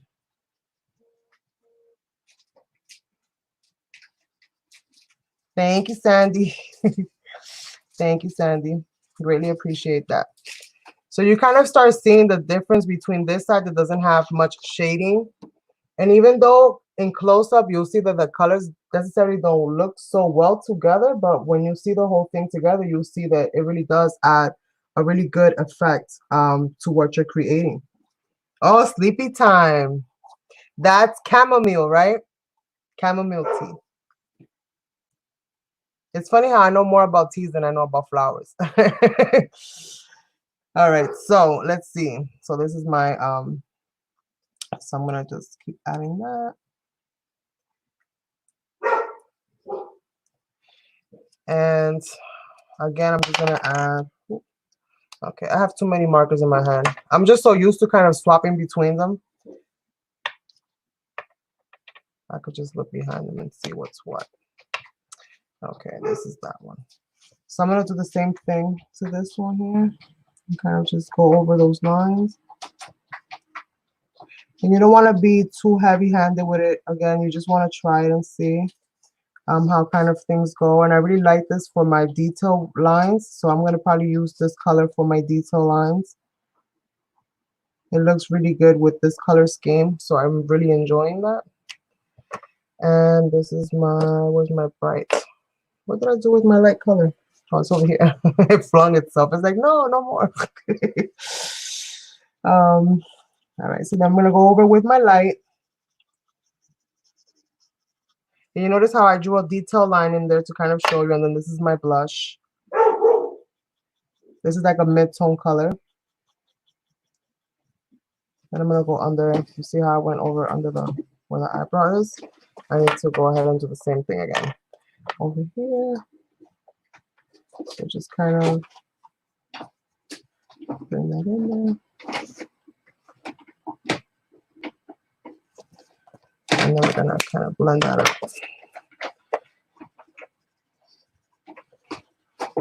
Just add all that in there.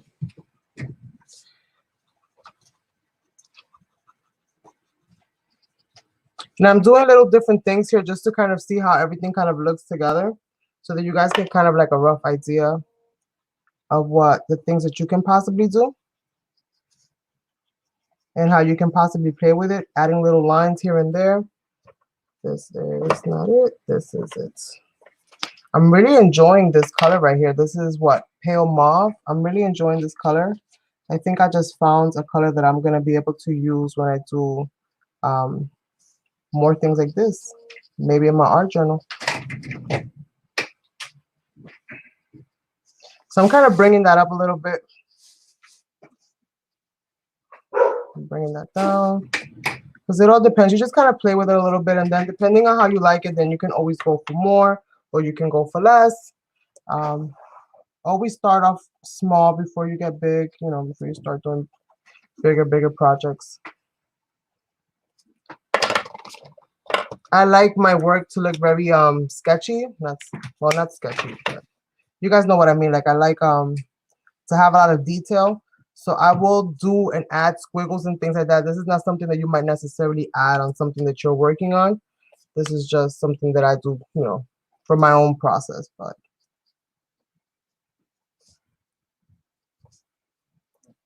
just kind of darkening up those lines.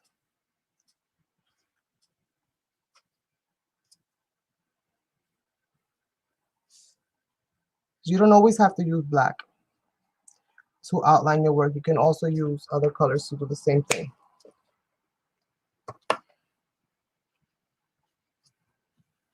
Okay. So I focused a lot on the eyes. You guys kind of get the gist of what it is that you're supposed to do when it comes to that. So I'm going to bring that out. Remember, there's always a shadow here and this part here because that's recessed into your face. That's, you know, in there, your nose is sticking out. That's kind of pushed back. So there's always going to be shadow around the eye area. Okay. We're going to go ahead and grab this mauve again, and we're going to hit the lower lip real quick. I'm going to do that. And my nose is actually kind of narrowed out because this is for a different kind of face, and I didn't, you know, switch up the lines because the way that I made it so that you guys can kind of adjust it. I just want you guys to know where things are, and then you can basically take that and, you know, erase some lines here, add some lines there, and kind of make the face your own, but at least you know, prospectively speaking, where certain things kind of fall. So I'm going to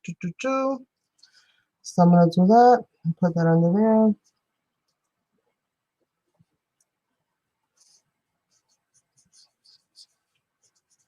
But basically, you know, it kind of tapers in and then it kind of comes out.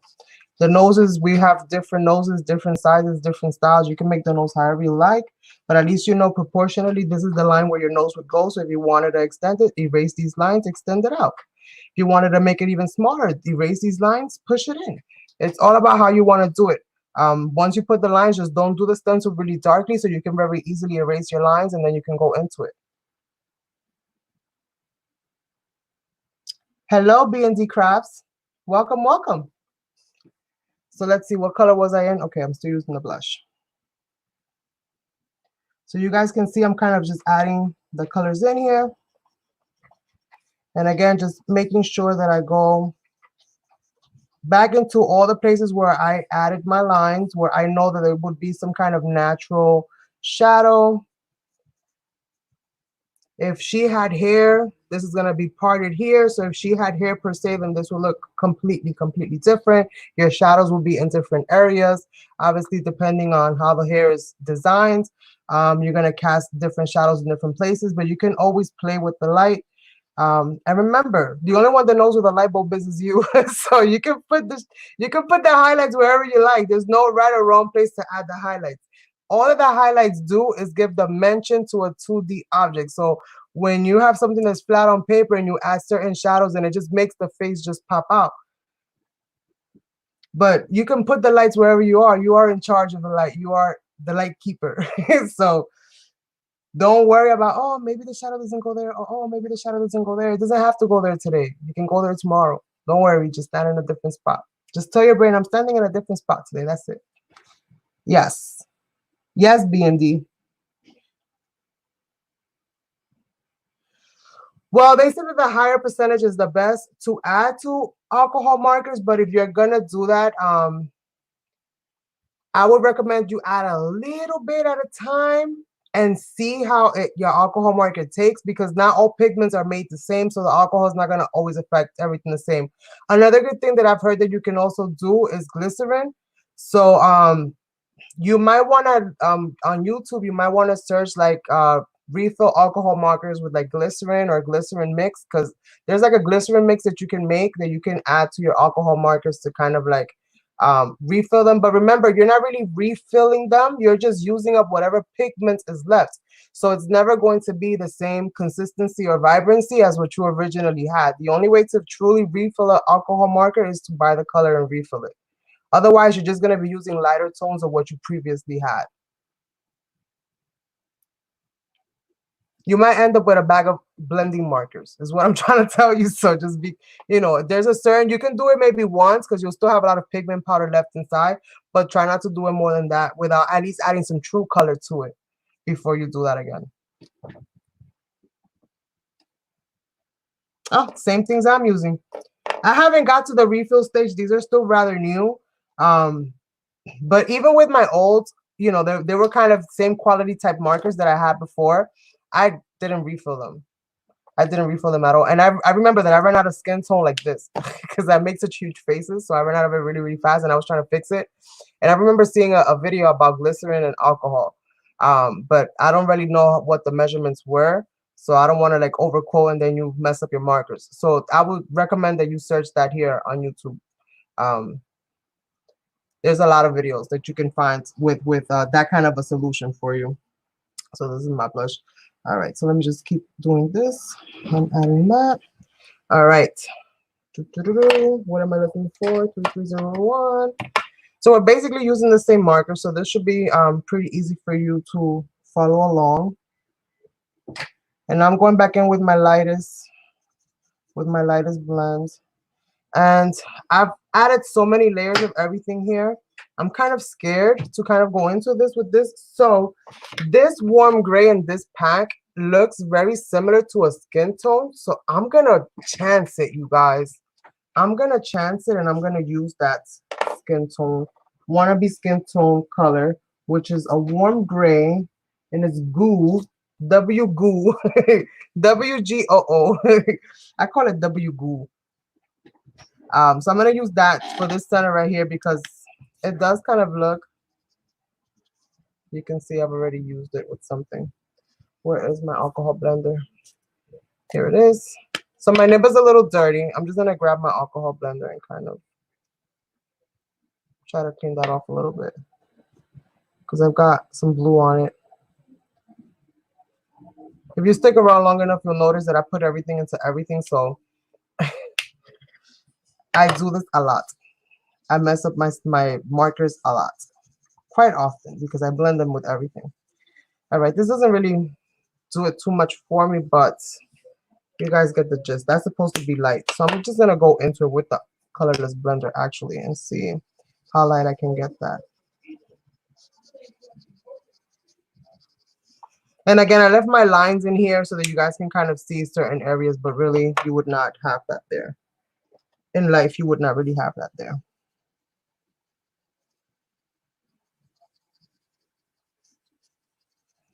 I'm going to give this one quick little do-si-do. And then we're going to go into, where's my mauve? Okay, so let me kind of go into this real quick.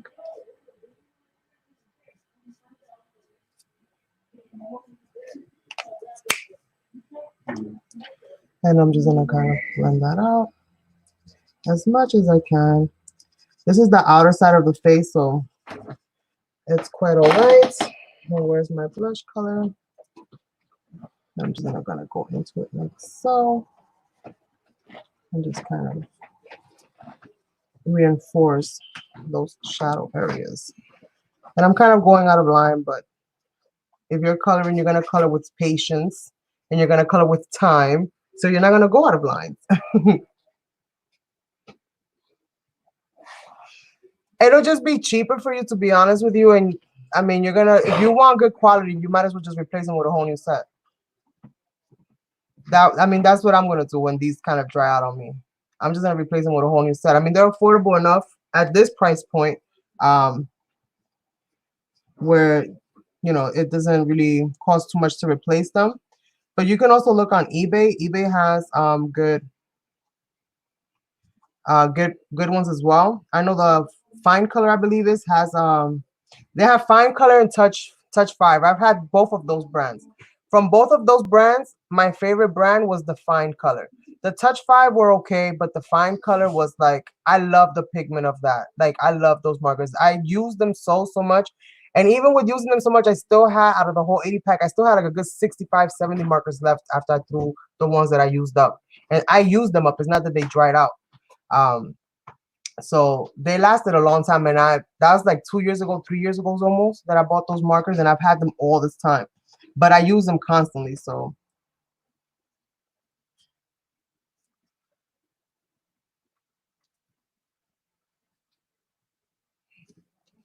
So you see how you kind of just are kind of tapering it off? Like, you don't want to make it a solid block of one color. You want to kind of gradiently add, you know, add the dark tones, add all of that stuff in there. So right now I'm working with my mauve and I'm working with my blush color. Those are the two colors that I'm using to create that shadow area there. So I'm just going to go again with my mauve and just kind of go over these lines a little bit. And everything that I create, I tend to create in little dashes. Like, that's just how I learned. Well, how I taught myself how to draw was in little dashes. So even when I paint or when I draw, when I whatever, I always do everything kind of like if I'm sketching in little dashes. So I do the same thing with my alcohol markers and coloring pencils and everything. So if my painting style looks a little awkward, that's why. My coloring style, I should say, because I'm not painting right now. It almost feels like I am, though, but. Oh, thank you.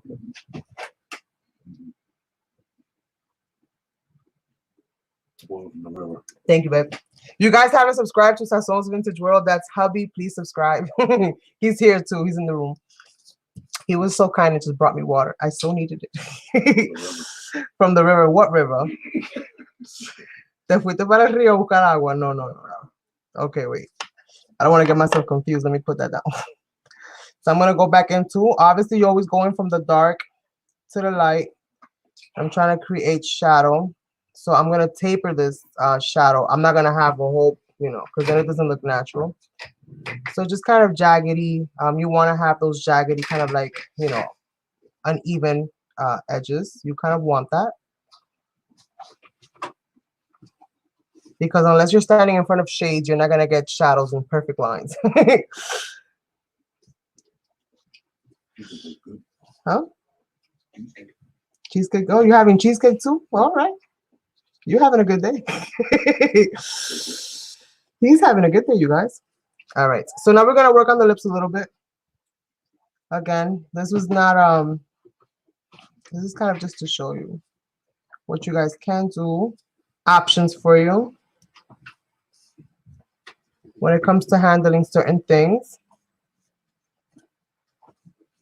And I didn't do the whole thing, but basically you guys get the gist of it. You see how much more alive she looks now with the layers and stuff. And even though you can tell that my coloring is very choppy overall, overall the image still looks pretty good even with the choppy coloring, because it's about the layers. It's about you know, the different tones. That's really what's gonna give your thing life. It's really what's gonna give your image life. Okay, so I got that. Let's do some lips, and I definitely want to do this. Oh no, I don't want to. Thank you. I'm not so much for cheesecake. Now tres leche. I love tres leche. All right, so I'm gonna go ahead. I'm gonna use the mauve to actually go into the lines of her lip, but I'm only gonna do the center line because this is where the shadow would be. So I'm gonna get that, and then I'm gonna get some colors for her lips. Let's see what colors I like. I like the geranium. The geranium is nice. What can I do that geranium with? Maybe with the cherry. So we're gonna try the geranium with the cherry. That is number 218. Number 218, and it looks super red. Right? She's got such beautiful blue eyes that I gotta make her face pop even more. My faces tend to be very much Angelina Jolie with the big old lips and the big old eyes. That's just the style of face that I like to create. So let's see. What was the color? Oh yeah, cherry. And that's number 416. 416. All right, so let me swatch these out for you so you guys can see the colors that I'm going to use for this. What did I do with my swatch sheet? Here it is. So you guys saw for the skin tones, you know, you start off with the basics, and then depending on what color you want your shading to be, like you want your darkest kind of tone to be, then you kind of incorporate that color in. That color might not necessarily be the next subsequent number in the color scheme, but it might work. In the case of like the mauve that I used, even though it wasn't the next color to, you know, to be blended in, it worked really well when creating the darker tones and kind of bringing everything in and just kind of defining certain spaces. That might be a good thing to kind of try. And again, always try on something that is not as important before you actually go applying it to something that is very important. Say a project that is due or something like that. So this color right here is geranium. Geranium. I don't know necessarily how you say that. Isn't that? I love how vibrant these. Let me tell you something. These markers are so vibrant. The colors are so nice. The colors are so nice. What did I just put down? I don't even know what I put down. Okay, this is the cherry. All right. And this is the cherry here. Somewhat similar. I think I'm going to go with a little bit lighter. So let me see what I find. Maybe the medium pink. That's really light. And I think I like the contrast. So if I'm going to go with the medium pink, I'm going to go with the cherry, which is this one. I'm not going to go with the geranium. And then I'm going to go with the medium pink, which is the 502 or 502. All right, so I'm going to go with this color here, not this color, because it's so dark that it's going to basically look like the same color. I want there to be some contrast. I might incorporate that in there, but I'm not sure yet. And then this is a lighter pink. So I'm going to go with these two tones. And then if I need a darker one, then I have that darker one. And these colors are not close to each other in color family. We have R218. And we have R502, and then we have R416. So they're all in the reds, but if you can see, they're all over the place. And yet, when you put them together, they kind of go together. So this is why it's good to swatch your colors out, because it gives you just a better idea of what really works and what doesn't. So I'm going to go into this real quick with, I'm going to leave my geranium there in case I need to use it, but I'm mainly going to work with these two colors here. So I'm going to do the same thing that I've done with everything else, which is kind of go in and create my lines. And right over that mauve color, I'm going to go ahead and place my red right over that.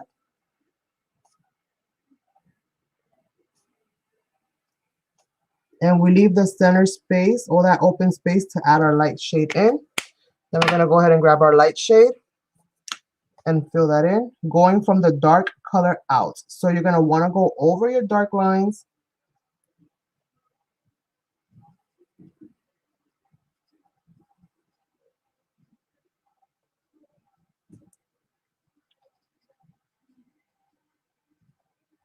And I might actually add that other color in. And then we're going to go back into it and add more.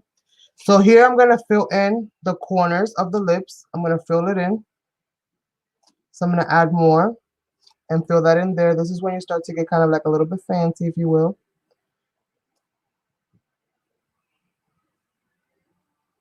Just kind of reinforcing that again. Going back into it.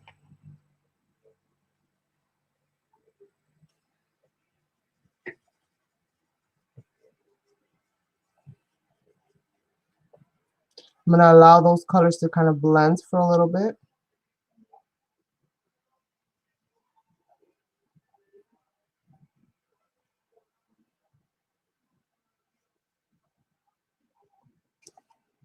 And then I'm going to go in with my, this color is geranium. And again, I'm gonna go in the darkest. Is my geranium messed up? I think my geranium is messed up, you guys. What happened? It got goopy. It's very sticky, the nib too. Let me try the other side. Huh.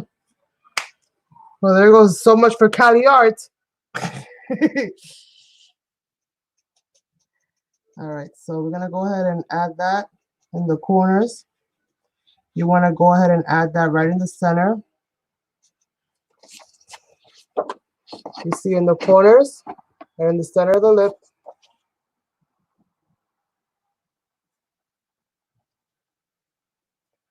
I had to kind of use my chisel to do this part. For some reason, oh, I think this is the marker that the cap keeps falling off. It's not Caliart's fault, actually. I think it's mine. This is the red one. I have a red marker, which is, I think this is this one, that I keep finding the cap off because of jostling around where I have the markers at. I keep knocking that marker out of spot for some reason. So that's actually what happened with that.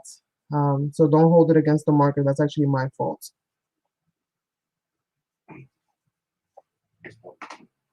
It is. I know. All right, so we have that. Let me grab this mauve and kind of go over this a little bit. And then we'll be done. And I think we're good for today. Yeah, it's gonna be 10 o'clock. I think 2 hours of working with markers is pretty decent. I haven't done this in a while. So I want to say thank you very much. Thank you. So now let's just go over. Where's my mauve? Did I put my mauve back? Where's my mauve? It's this one, right? Yeah, I like mauve. I like this color. I'm just gonna end up doing this, and I'm gonna keep fiddling with this because I'm just, OCD with certain things, but that's just on me. That's not on you guys. So I'm not gonna hold you out too much. I want to say thank you so much for stopping by. Sandy, I hope that this has helped you somewhat. I know that I'm not the greatest at explaining, but hopefully this has helped you as well as many others who have been here with me tonight. I want to thank you also so much for being here. You want to find this stencil, please go to happydaycrafts.com and you will find it there. I have products that's going to be updated every single week on Wednesdays. I'm going to be uploading new stencils, new chipboards, new designs, and who knows, even maybe some new other things. So make sure that you check that out. Thank you all so much, everybody, for being here. Don't forget to thumbs up. If you're not subscribed, please do so. I will try to catch you guys during the week. I have a giveaway announcement to make very soon.